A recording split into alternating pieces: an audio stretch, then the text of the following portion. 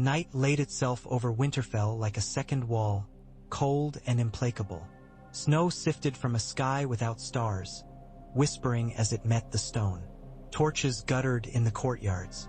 The wind came in long, low breaths that sounded like a beast worrying at the gates. Men and women moved through the murk with faces muffled in wool and fear, and every step spread a hush that felt like prayer. Jon Snow stood upon the battlements with Ghost pressed at his leg, the direwolf's fur gathering snow until he seemed a pale shadow pulled from the world of drift and ice. Below, the fields were a maze of trenches and rough palisades thrown up by men with chapped hands and too few hours. Beyond those, the emptiness stretched north toward a darkness that had begun its slow, patient walk south long before any of them were born.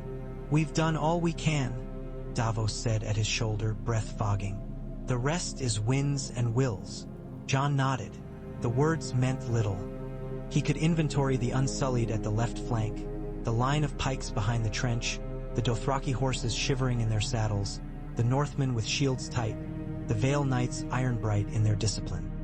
He could map it in his head until it was crisp as a plan carved on a table, yet the dead had no regard for plans. They were not swayed by fear, nor by courage, nor by the notion that tomorrow might belong to someone's children. "You have to go," Bran had told him that afternoon, seated under the old heart tree with its face weeping resin the color of dried blood.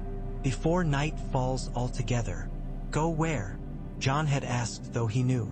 The smell of earth and hot springs in the crypts came up through the snow, and he had remembered childhood games among the stone kings of winter, the sensation of being watched by eyes that were only chiseled hollows.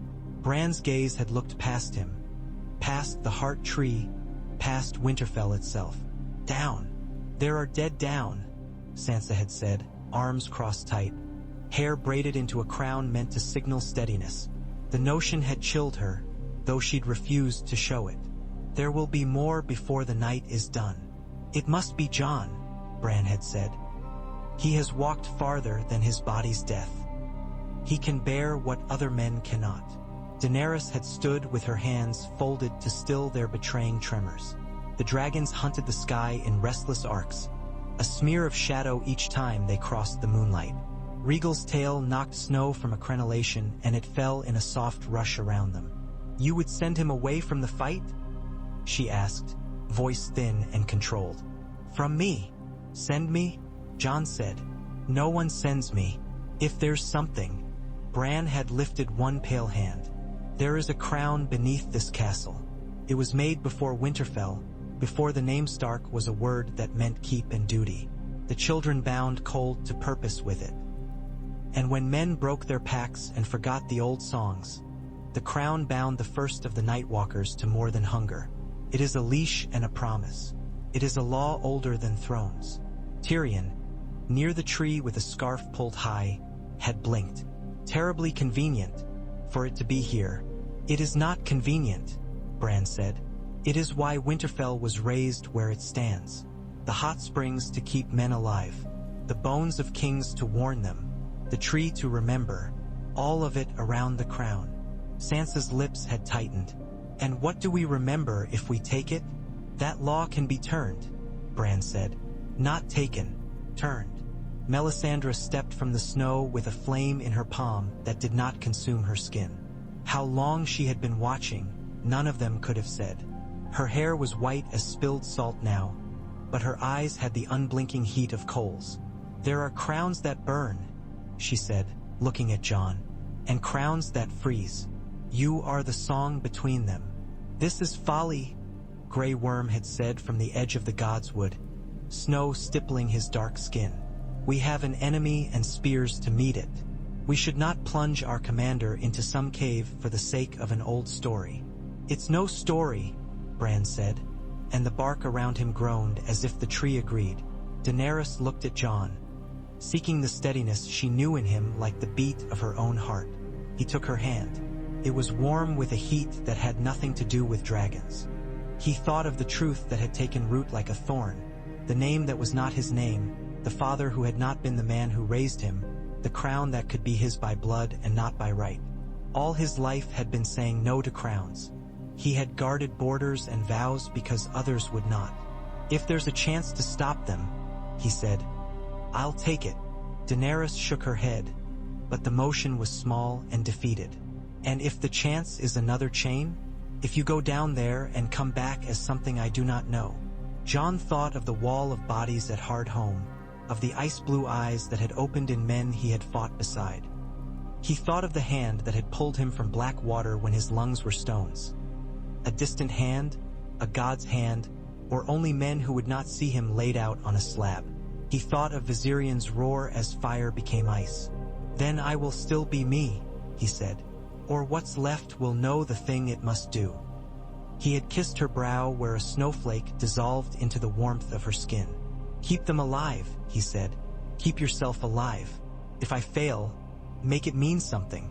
"You won't fail," she said, but there was a tremor of prayer in it. Now night pressed closer, and distant across the field a line of shadows uncoiled and began to advance. Slow as tide at first, then faster. The dead did not scream, but other men did. "Light them," Melisandre said to the Dothraki. Her voice carried like a rung bell.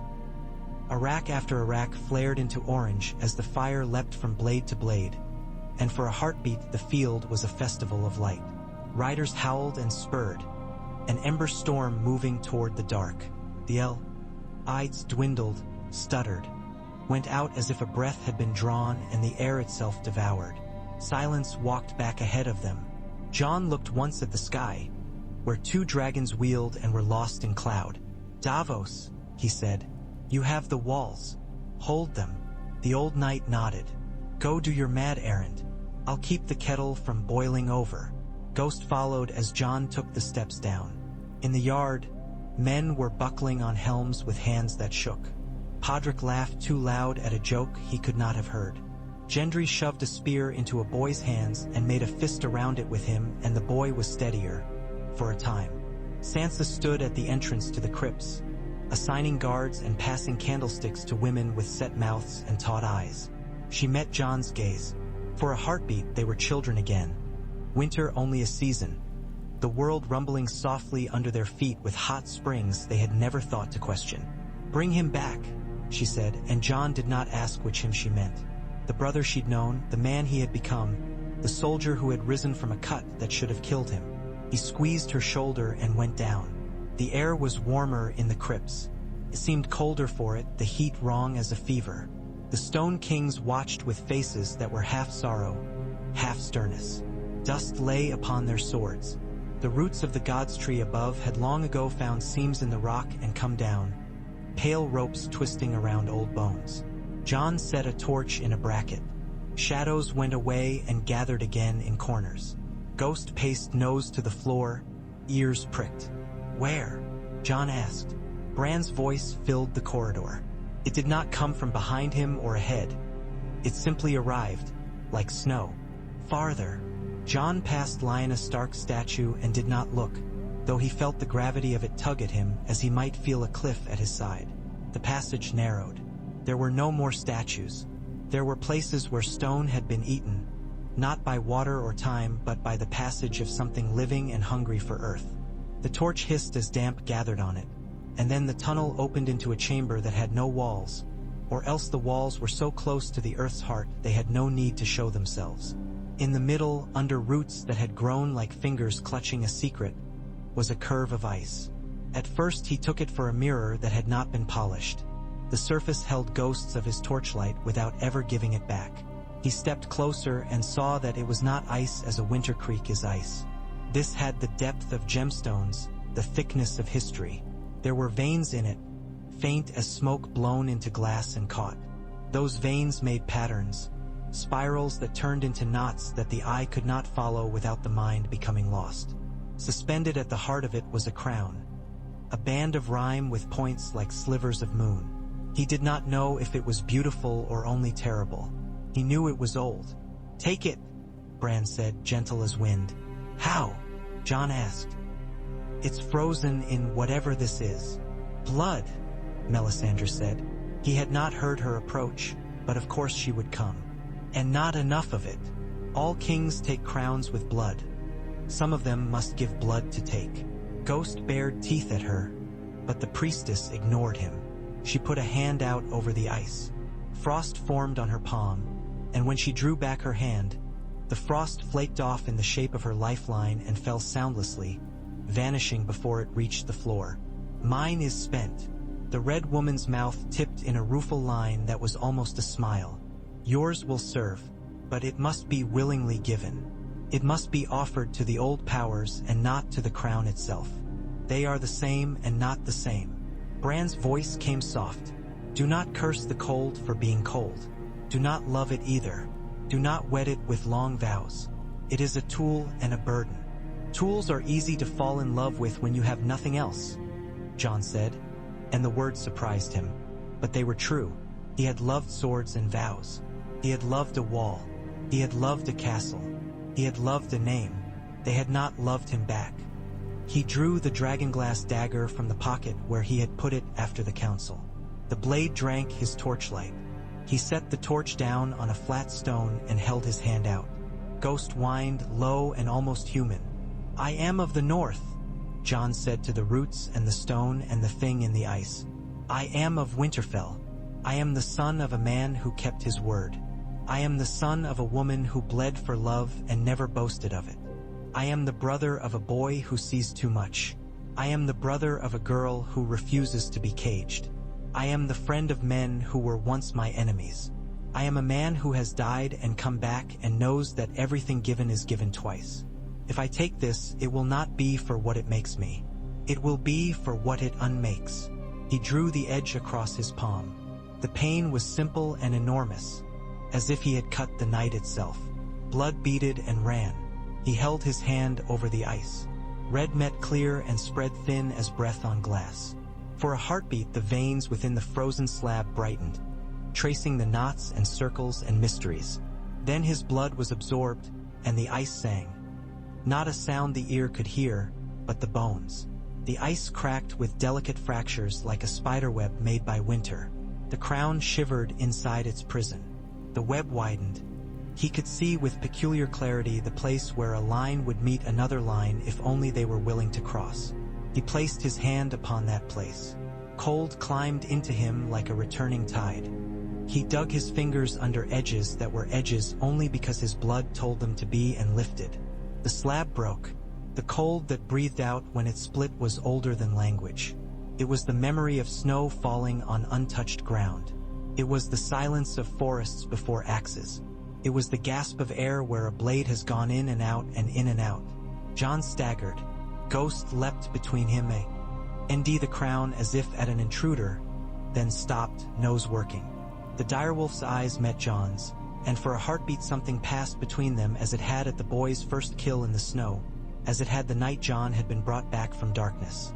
A question, an answer that was no word. Jon reached and lifted the crown. It was light and heavy at once. It bit his hands with cold that was neither pain nor comfort but a command. It whispered without sound. He put it upon his head. He had expected agony. He had expected his flesh to freeze. He had expected, perhaps, to hear the laughter of the cold god the red woman spoke of or to feel the hand of some green god that lived in trees. Instead, there was a making. It began at the crown of his skull and moved down along the scaffolds of bone and blood, fitting itself to him. It did not hollow him for itself. It made space by pushing against everything that was inessential and asking it to step aside. The man who had been watching every door for the danger that walked through it was asked to move. The boy who had wanted, desperately, to be worthy of his father's gaze was asked to sit. The lover who made a promise he could not keep took that promise and laid it down with care.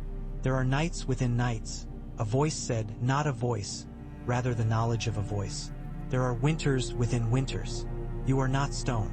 You are not ice. You are not fire. You are a road. The moment changed. He was standing in snow that went away in every direction without end. Stars turned slowly overhead like the wheels of a wagon too large to imagine. In the far distance, a figure stood with a spear of ice. His crown was his crown, and yet not. It had a face that was not a face, a rippling of features as if made of fog that had taken on resolve. It raised its spear in salute. It knelt. The night did not end. It bowed. Elsewhere, Above the ground where men were dying, the first ranks of the dead stopped as if some hand had been laid upon their chests. The second ranks pressed, and the third, and the 1,000th. The army moved like a single beast presented with a new smell. The Night King raised his hand to call down death, and the thing within his chest moved as if remembering another instruction. Frost filmed his skin in patterns Jon's blood had laid out beneath Winterfell, and the blue of his eyes deepened, became a deeper blue still, an ocean and not a flame. Arya came to the edge of the Godswood with her lungs burning and the taste of copper in her mouth. The man with the eyes like the emptiness between stars stood there among the birches, still as the heart tree's face. Bran's chair sat before him, and Theon Greyjoy stood with an iron spear, panting like a dog brought to bay. Arya took a step, another, knife in hand, lines of motion singing themselves in her bones. The Night King turned, and his head cocked, and then he cast his gaze aside as if the thing he'd come for had ceased to matter. Bran said, "Not yet," quite calmly, as one would speak to a sister about bread that had not finished rising. The Night King lowered his hand. He looked past Theon, past Bran, and in that looking a kindness was revealed that was not kindness. It was tiredness. It was purpose slipping from stiff fingers. His body cracked in fine white lines, not with the shattering of a struck window but with the gentle break of ice under sunlight. The ice web traced down across his cheek, over his throat, along his chest, and then his form dissolved in a slow exhalation of snow that felt like gratitude because Jon wore the crown. Across the field, the dead bowed. Whites toppled to their knees as if a puppet master had softened his grip. Some fell and did not rise. Others stood still, heads tilted like dogs who have been given a new word. The shrieking stopped. The choir cut off in the middle of a note and left a silence that rang. Men and women who had been running ran against nothing and found themselves with a choice they had forgotten was theirs. Brienne lifted her sword and lowered it and then lifted it again, grimacing hollowly as if searching for the pain that had been a map. Grey Worm held a command upon his tongue and could not spit it. His men were already standing down, not because he had told them to, but because the world had. Daenerys, above the field, leaned her body with Drogon's motion and squinted into the wind. Rhaegal banked near enough that she could see the old wound on his wing, lighter than the surrounding skin. There was a shock in the air as if the ground had sobbed. Viserion, skeletal and ruined, hovered beyond them with ice crackling in the scars that had become him, and it was Daenerys' name that rose in her throat, not the shout of battle. She whispered it and the wind took it from her. The white dragon's head lifted. His milky eyes blinked slow once, turned in the air and climbed. "What did you do?" Tyrion asked from the ramparts, to no one and to everyone. "And could you possibly keep doing it?" Sansa had gone still at the crypt mouth with a torch held high. In the tunnel, a stone man shifted and creaked and lay down again as if remembering his own rest. She felt something loosen in her chest, a knot she had decided would never admit a knife. She did not trust it. She did not trust ease. But she allowed herself one breath as if she had been underwater and had found the surface. Jon stood before the broken slab, the crown chill as a winter coin on his brow. Ghost pressed his head to Jon's thigh and whimpered, then stilled. The room had not warmed, yet it did not bite him. He could feel the dead above him. He could feel their endlessness like wind over snow. He could feel their edges loosening in deference to a new pattern, a lattice sliding into place across the whole of the north. Bran spoke through the stone and the tree and the air. "You must seed it somewhere. It is not only a chain around your skull. It must be born and it must be given a root. You may stand against the flood for a night. For a century you must plant a dam." "Where?" Jon asked. "The wall." "The wall was one wall," Bran said. "It failed because men used it as a place to forget. You need a place men remember." "The Isle of Faces," Melisandre said. "The pact must be remade." The Green Men waited for a king who would not swear to dominion or to destruction. They will accept a king who promises to stand. "Isle of Faces is half a world away," Davos said when Jon emerged, voice rough, throat raw from shouting and smoke. and we've an army of very confused and very exhausted men who will not be eager to see you vanish toward it." "They won't have to come," Jon said. He looked into the night, and when he did, the world opened. He saw lines of cold that were not wind but will, paths only he could walk. White walkers stood in the field with spears lowered, heads bowed. Not enemies now, not friends, instruments. "By the gods," Davos whispered, "tell me you're still you." Jon looked at him until the man's eyes watered in the wind and nodded once. A lie was easy. The truth was that he did not know. He was Jon who could feel where each dead thing stood like a finger on his own hand. He was Jon who remembered the shape of Daenerys's breath against his lip as if he had stepped away from it only this moment. He was Jon who had felt a wordless acknowledgement from the creature he had feared most in all the world. He was Jon who had placed a crown upon his head and felt more like a servant than he had when he bent the knee to any living sovereign. "I'm enough," he said, which was what the world had always demanded of him. "Do you need me to tell them?" Davos asked, squinting as if he could read the writing of this night on Jon's face and find margin notes that made sense of it. "The men. Tell them the dead will not press the walls tonight," Jon said. "Tell them to bury their friends and not to look into the eyes of those who fall unless they mean to weep. Tell them the mourning is theirs. I'll keep it so." "You speak like a king," Davos said. Jon almost laughed. "I spoke like a watchman." The morning came with a pearly light that made the snow look like ash. Men moved softly, as if loath to wake something sleeping. They burned their dead in ranks with faces turned away, and when the smoke rose it did not sting. It smelled of pine pitch and iron and regret. Jorah Mormont lay with his hands upon his sword and the queen's tears frozen in his beard. Lyanna Mormont was so small the bier seemed insult. And yet even in stillness there was something that made men swallow when they looked at her, as if they had heard a child shout down a giant again. The names went up like sparks and were lost to the pale sky. Daenerys stood by Jon without touching him, as if he were something held inside a bell jar that would sound if struck. Her eyes were rimmed red, not from cold. She had not slept. Neither had he, but he was not tired. He could feel a thrum out beyond the wall, a quiet waiting. The dead did not hunger under his rule. They attended. The idea made his stomach articulate its dissent in a low churn. He had never wanted servants. "Tell me what you will do," she said. It was not accusation. It was plea. "I'll take the crown where it belongs," he said. "To the Isle of Faces. The old gods were made there and unmade. They keep the memory of pacts men forgot. I'll plant this and I'll tell it not to move. It will listen if I ask it as a thing that owes me nothing.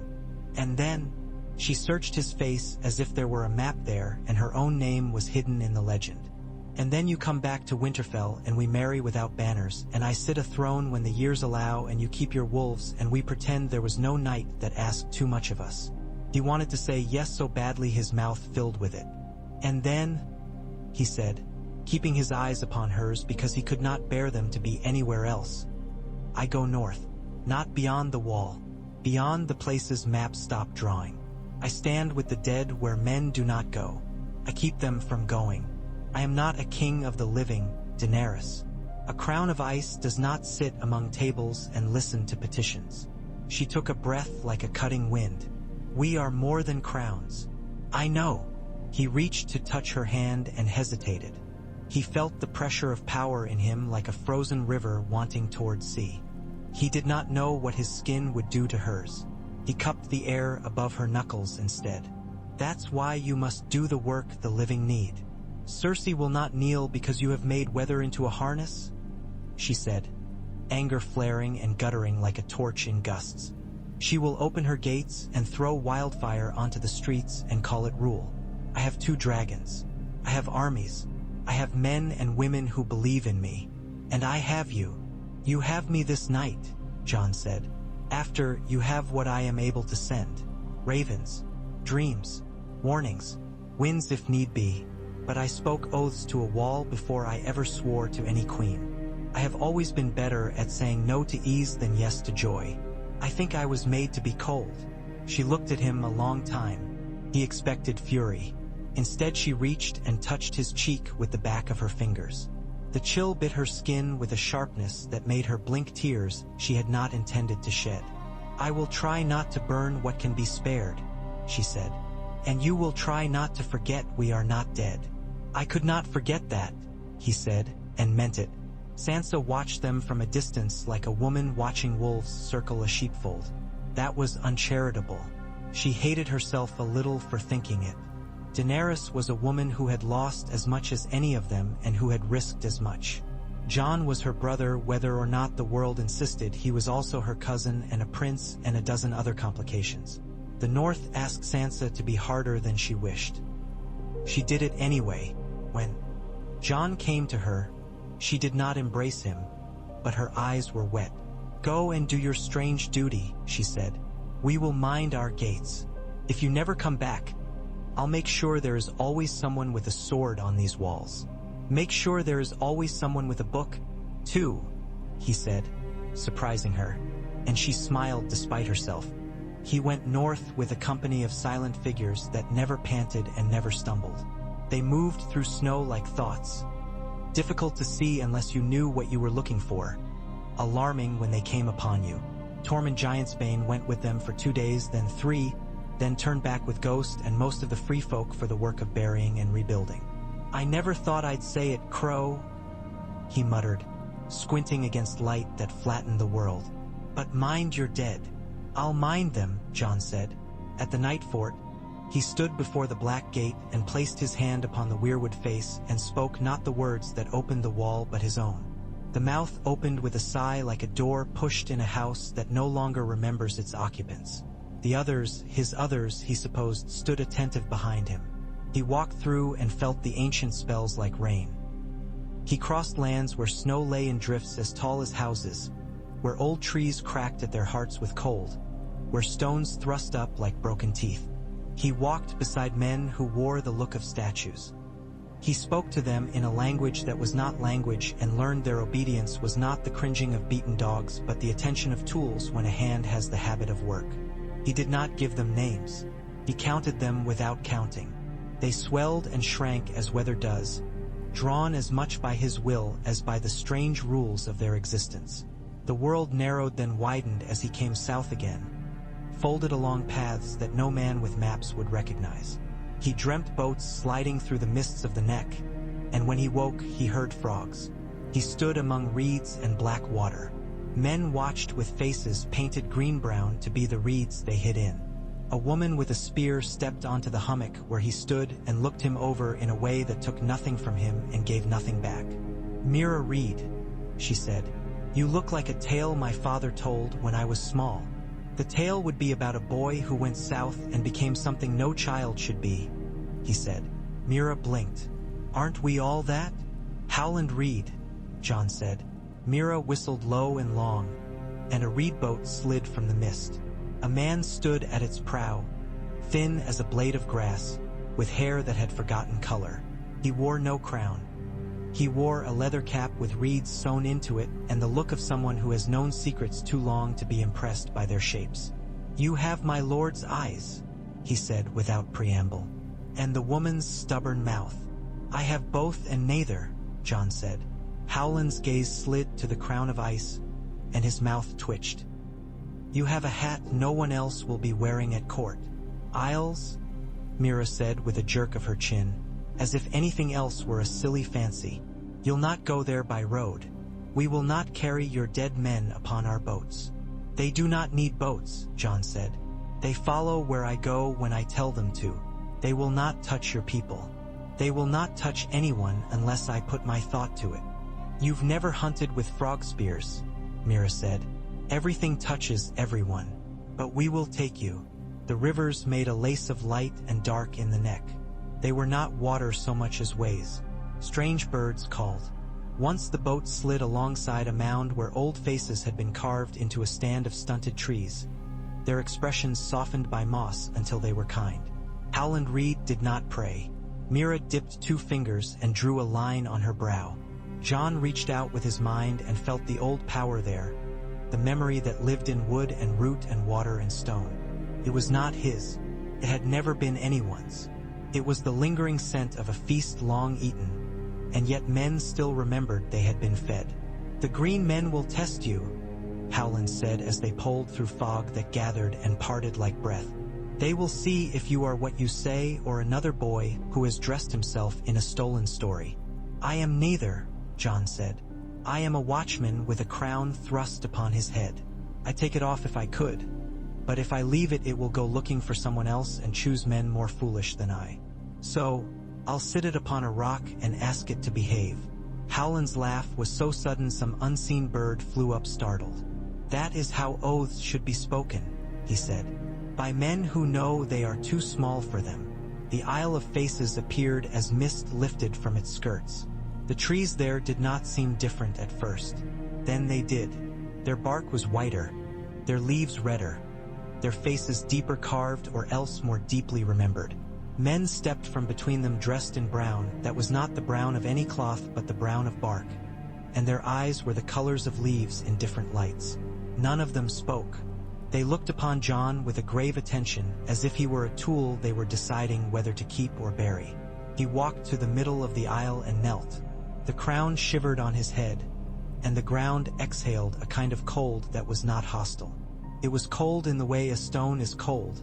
It did not recognize warmth and had no interest in it. He pressed his hands to moss and roots until his palms took the pattern of them. "I'm not asking you to bless this," he said aloud, though the words were not for any living ear. "I'm asking you to bear it. The dead should not own men. Men should not own the dead. They should be separate places with a gate between. I'll be the gate while I live. After, I'd like the gate to stand without a man leaning on it." The green men's feet made no sound as they arranged themselves in a circle. One stepped forward and placed a hand upon Jon's head where the crown sat, and the touch was light enough to be breeze. He spoke a word that was not any word Jon knew, and yet Jon knew it. It meant remember. The Isle took the crown, not from his brow, from his bones. He felt it sink, slow, and shape itself to 1,000 roots. The air cooled as if a new star had been hung above them. The ground shifted in the way of a belly that has eaten and will now turn food to strength. He lay back and looked up through red leaves and saw a sky that was not the sky over any city, even when this was the only sky there was. The crown sat upon him still, but its weight was different. It was an oath in a book, not a sword in a man's hand. When he rose, the green men were gone. Mira stood at the water, flipping her spear with the bored grace of someone waiting on ceremony. Howland had his hands folded in a manner that suggested prayer and remembered you always needed a place to put them, whether or not you liked gods. "You look more yourself," Mira said. "I feel more myself," Jon said. "But the part of myself that is not myself is anchored."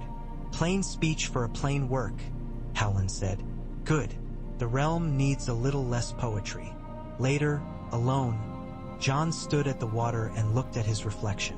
His eyes were the same as they had been, dark, troubled, stubborn.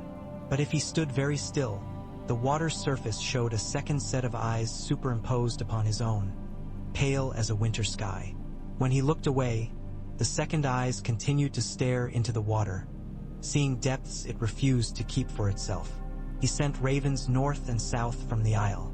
One went to Winterfell with a note in a hand that had gone clumsy from cold, but that Sansa would recognize. Another to Dragonstone, to the Queen. Another to Old Town, to a man who had kept him from dying of stupidity while pretending to simply be a healer in love with the smell of old paper. When the ravens went winging into different weathers, he felt each one as a string stretched between places. It was not compulsion. It was attention. He stepped into the trees and closed his eyes and spoke to the dead. He told them the borders. He told them the new law. He set them to piling ice in a ridge along the far north, not where the wall had stood but along a course that made sense to his new sense. Around old hollows, over frozen rivers, through valleys that would keep their cold longest even when summers were kind. He told them not to step beyond that line unless a hand that wore the crown moved to command it. He told them this because he could not be everywhere, and the crown was now everywhere enough to make that true. He did not sleep as men sleep. He sat with his back to a tree and drifted through memories that were not his and woke refreshed as if a river had run through him. He felt the living as warmth pricking his attention when they moved near edges. He felt the dead as solidity. Thus he felt King's Landing before he saw it. He felt dread pooling in its streets like water seeking its level. He felt a queen at one end whose thoughts were wine and children and fear wearing the clothes of courage, and another queen approaching on dragonback with grief for armor and fire eager within her hands for work. The city was a wineskin full of bad vintage and open flame. Jon could have turned away. The pact he had made was not about the living. The living were supposed to learn on their own. He went south in thought on a wind that was only a wind because he chose to call it one. He stepped into a dream that Tyrion Lannister was having about a table covered with little painted men and moved the men around until the dwarf frowned in his sleep. He whispered to him about gates, about bells, about surrender, and about the difference between winning and being right. Tyrion's frown deepened. He woke with the taste of cold on his tongue and advised his queen to take the city with patience. Cersei did not want to bend, but she wanted to live. She ordered the bells rung out of calculation, not compassion. She ordered wildfire prepared out of habit. She ordered the red keep guarded with arrows dipped in poison because that had always been useful. She drank and thought of her father and told him in her mind that she had been right as often as he had, and that he would know it if he could see how much they feared her. Daenerys flew over the city and her dragon stirred air that had not known clean wind in years. When the bells rang, their clamor went up, scattered by a high, cutting breeze that smelled for an instant like snow. She pulled Drogon in a wide circle and looked down at streets full of faces. She saw fear. She saw hatred. She saw that they would not love her for the mercy she gave. Not right away. Perhaps not ever. She felt on her cheek the impression of a hand that had hung above her hand and not dared to land. She turned Drogon's head toward the Red Keep and scorched the floor of Cersei's great hall until its stones glowed and did not melt. She did not burn the city. She did not smile. She felt cheated of a victory the size of fire. But she had come to free people, and for once the path of freeing them did not look like killing them. She ordered Grey Worm to take the gates and sent her soldiers pouring in with shields high and spears low, in a march that sounded like rain on a pond. The city fell as if it had wanted to, and perhaps it had. Cersei sat upon the steps of the throne she had bought with the lives of others and waited to die. It did not occur to her to run. She had run all her life. She gave up, and in that giving up, she found a strange peace. When the queen in black and red stood before her, she said, "Tell me which of my children killed yours and I'll call us even." "I've lost more than children," Daenerys said, "and I do not believe in even." "You should," Cersei said, and laughed a little and then coughed because the laugh had cut. "You'll sleep better." Daenerys turned and left for the headsman. In the days that followed, the realm, which had been living upon the rim of a winter that had thought itself a god, discovered that men were still men and women were still women, and that food did not grow overnight in burned fields because someone had flown a dragon over them, no matter how carefully. Daenerys held court. She spoke to lords from the Reach who had patched together rule out of broken lines of succession and grain stores. She spoke to men from the Stormlands whose oaths fluttered like banners in wind. She spoke to Sansa Stark when the letters went back and forth across the distance like boats between two busy harbors. They did not like each other. They did not need to. They learned to speak plainly. Jon watched from far away and sent wind when smoke rose too much. He sent cold when men bickered in heat that only made them angrier. He spoke to Bran, who was no one and everyone, whose voice had become like snow falling in leaves. He spoke to Arya, who came to the Isle of Faces once with a boat and looked at him and looked at the tangle of red and white and green around him and said, "This is what you chose," without judgment, and he nodded and she nodded, and then she went west as if the world were a fabric and she had found a loose thread she could not resist. Tyrion came. He wore a cloak that had cost him a season's patience at a tailor and the goodwill of 3 different merchants, and a smile from a woman with dark eyes who had taken pity on him at last. He stumbled over roots and swore under his breath, and then came into the clearing and went very still. "You look like a statue carved by someone who had seen you once at a distance and decided to flatter you," he said to Jon. which is to say, not much like you and somehow more like you than you ever were. You look like a man whose wine was watered, Jon said, surprised at himself. He had not meant to make a joke. It slipped out of him like something remembered from a life where he had made jokes. Tyrion sat on a rock and sighed. She is a good queen 3 days out of 4. On the 4th day, she wants to show everyone what her dragons can do. On those days, I hide maps. The North is a kingdom in all but the name. She refuses it, and Sansa refuses her refusal. It's all very civilized and mostly done by letter. If only ravens could roll their eyes. The dead keep their line, Jon said. That is my part. And does your part ever feel like not enough? Tyrion asked. Every day, Jon said. Tyrion looked out over water that carried a light chop. There will be a council, he said. Not a great council where old men cluck, though there will be plenty of that. A council of men and women who have fought and bled and survived, who must decide whether to chase rebellion through every village for another century or to recognize what is true now and make peace with it. Let the North be independent, Jon said simply. Let the Iron Islands keep their storms. Let Dorne keep its pride. Let the Riverlands be hard to keep and the Vale slippery. Bind them not by one law but by a promise that when winter comes again, they will put their swords on the same table rather than each other's throats. Spoken like a man who does not have to collect taxes, Tyrion said, but he was smiling a little. Sansa says almost the same. She adds numbers. Then she will be queen enough for the North, Jon said. She will, Tyrion agreed. And Daenerys, if I can keep her from burning the men who remind her of the men who hurt her in a life that feels like a fever dream now, will be a queen enough for the rest of us. With conditions, with councils, with great lords whose noses will be out of joint because a woman who came from across the world and out of a fire told them the world had been larger than they wished it to be and smaller as well. I will not come to your council, Jon said. Tyrion made a face. If you ever did, you'd ruin the place. You'd bring honesty into it. They sat together until the light changed. Tyrion told him rude jokes. Jon did not laugh. He wanted to. He did not know if that was a thing he had lost or a thing he had set aside. He told Tyrion a story about a boy at the wall who had refused to believe the wind could not be argued with and had stood upon a parapet cursing at a gale until he had lost his hat. Tyrion laughed until he coughed. Tell me one thing, Tyrion said when the shadows were long. Are you angry? At what? Jon asked.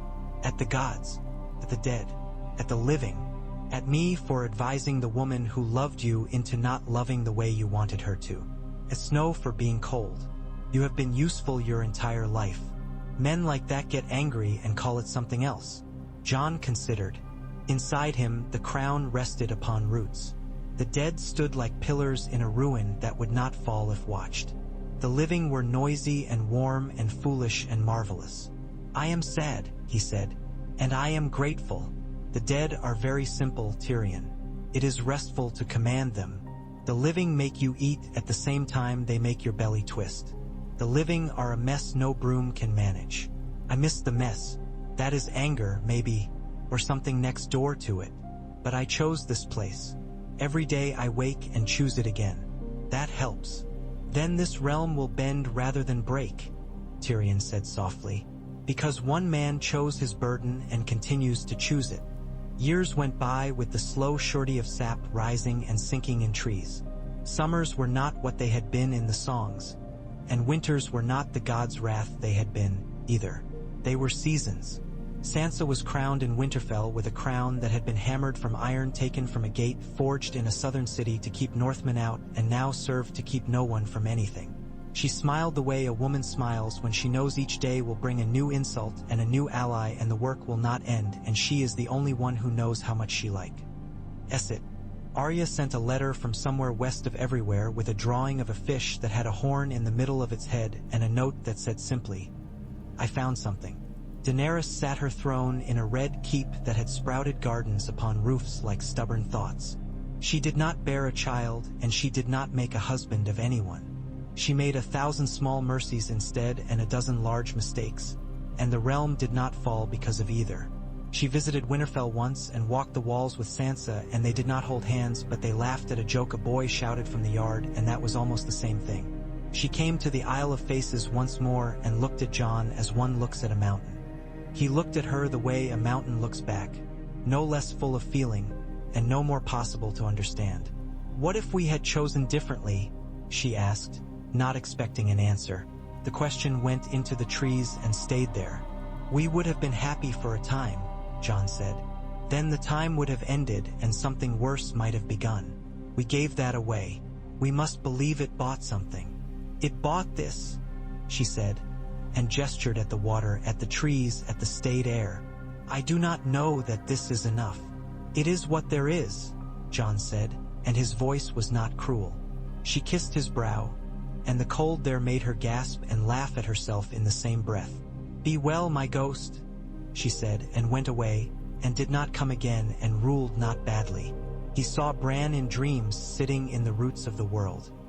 He saw Tyrion standing in a council chamber, rubbing his temples while a man from Dorne and a woman from the Vale argued about exactly how much a cart of wheat should cost when it had been stolen from one lord by another lord's man-at-arms, and then paid for with a gemstone that might or might not be what the man from Qarth said it was. He saw Samwell Tarly in a library, scolding a boy into learning his letters and telling him in the same breath that letters would not save him from the consequences of kicking a chicken. He saw Ghost running with a pack farther north than north. When he saw the dead, it was always where they were supposed to be. He watched children play at the edge of the wolf's forest. He watched fishermen argue about ice that had not come down into the Trident in 3 years. He watched a man in a tavern talk about how he had marched under a dragon's shadow and had not pissed himself and had almost pissed himself now when his wife looked at him. He watched a girl forge a chain link at the citadel with hands steady as a smith's and eyes brighter than the fire. He watched and watched and watched until his watching became the habit of his breath. And in the end, and there is always an end, even for a work that was meant to go on as long as men needed it, there came a night when the cold did not press so sharply at the edge of his senses. The crown did not hum. The dead stood where they had been told and did not look toward the south with hunger. The lines of will that had bound him to them were not slack, but they were easy, like ropes that have seen the weight they were tied to come to rest upon its keel. He felt old. He felt relieved in a way that made his hands shake for the first time since he had cut himself with dragonglass. A boy came into the clearing then. He could not have been more than 12. He had hair so dark it drank the light and eyes the color of rain. He carried a spear because boys on the edge of forests carry spears whether or not they will ever truly use them. He stopped when he saw Jon and the red and white behind him and drew a breath like someone tasting snow for the first time in a season. "My mother says you're a story," the boy said, honest with the brutal kindness of children. "She says you're the story that kept the other stories from swallowing us. She says you're a man and not a ghost. I think you're both." "I think I am both," Jon said. The boy came a step closer. "Are you lonely?" "Yes," Jon said. He found he could say it without shame. "But I am not sorry. I brought you this," the boy said, awkward suddenly, and he produced from behind his back a crown. It was made of twine and the flowers that grow in places where cold is a habit and not a law. Their colors were small and fierce. The knots were clumsy and perfect. "For the story," the boy explained. "It should have a crown that doesn't hurt." Jon took it. When he set it upon his head over the other crown that the roots held and the island held and the world held, he felt nothing change and everything soften in the way a room softens when a candle is lit in it. He laughed then, a small sound, surprised out of him. The boy grinned like someone who has been given permission to go barefoot. "Go home," Jon said gently. "It will be dark soon." "I'm not afraid of the dark," the boy said automatically. "Good," Jon said. "Be afraid of forgetting. Be afraid of what you might become if you decide stories are enough and people are too hard." The boy frowned because this was not the sort of advice boys liked. "Are you a king?" he asked finally, as if the word were a hook he could throw. "I am a crown," Jon said, and felt the truth of it pass through him and go down into the earth where it belonged. That night he took off the crown of twine and flowers and set it upon the roots. The petals did not brown as fast as they might have. The air was still. He leaned his head back against bark and closed his eyes and let his mind go among the dead and tell them once more the lines they must not cross. He did not do it out of fear that they would forget now. He did it because repetition is the kindness we offer to children and to ourselves. When he finished, the crown upon his brow did not press as it had before. It sat as lightly as the wreath the boy had made. He did not die that night. He did not die the next. Death, when it came like a door opening it. Oh, a room where someone had kept a chair by the fire for him all this time. He took off the crown of ice as easily as a man takes off his boots at the end of a working day. He set it upon the roots and watched it sink in very slightly and stop and settle. He felt the dead pause and then continue their watching without him. He felt the living go on making 1,000 mistakes with a bravery that made his chest ache. He put his hand where the boy's crown had been and found a petal still soft. He smiled. He thought of a girl with eyes like smoke who had leapt through shadows with a knife aimed at a heart of winter, and of a queen who had told the wind how to carry fire and then told herself when to withhold it, and of a sister who had made a court of wolves. He thought of a friend who had taught him letters are a way of speaking to men you'll never meet. He thought of a dire wolf whose breath had been a comfort in a world that needed comforts badly. He thought of a father who had taught him that the hardest oaths are the ones you must keep even when no one is watching. He closed his eyes. The weirwoods remembered. The isle remembered. The green men who were men and not men remembered. The dead stood as they had been bid. The living woke to a morning that was theirs. Snow fell somewhere and wheat waved somewhere else, and in a city where dragons had flown, a woman with white hair wrote with a careful hand the terms of a treaty that would be argued over and amended and re-argued and re-amended and would, for all that, keep more men alive than it killed. In Winterfell, a girl with red hair sat at a window and felt a weight lift from the air and did not know why and allowed herself a single unguarded smile before she turned back to the letters upon her table. In the far west, a ship slid over a swell like a hand over a sleeping dog's flank, and a young woman at its prow laughed into spray that tasted of salt and promise. In the neck, a man as thin as a reed glanced up from his net and put 2 fingers to his brow for no one to see. The crown sat where he had placed it.